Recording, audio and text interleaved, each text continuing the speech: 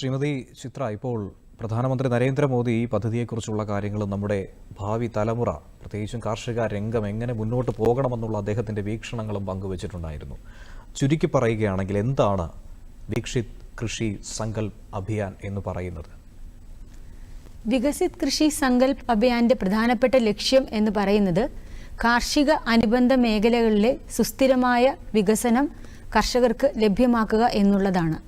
പ്രധാനമായും കാർഷിക മേഖലയിലെ കൃഷി ചെലവുകൾ കുറയ്ക്കുക, കാർഷിക മേഖലയിൽ കാലാവസ്ഥ കൊണ്ടുണ്ടാകുന്ന കൃഷിനാശത്തിനുള്ള പ്രതിവിധികൾ വിവിധ സ്കീമുകളിലൂടെ അവരിൽ ബോധവൽക്കരണം നടത്തുക, അതോടൊപ്പം തന്നെ അവരുടെ വരുമാനം ഇരട്ടിയാക്കുക എന്നീ 3 പ്രധാന കാര്യങ്ങൾക്ക് ശ്രദ്ധ കേന്ദ്രീകരിക്കുക എന്നുള്ളതാണ്.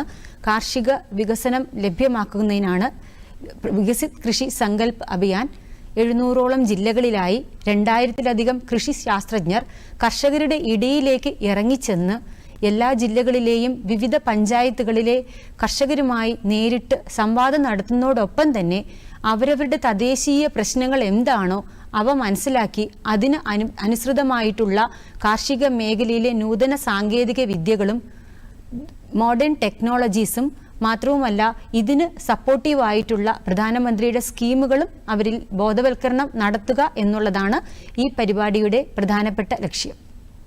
ഇതിലൂടെ കർഷകർക്കുണ്ടാകുന്ന മാറ്റം എന്തൊക്കെയാണ്? കർഷകർക്ക് ഏത് തരത്തിലുള്ള നേട്ടങ്ങളായിരിക്കും ഉണ്ടാകുന്നത്?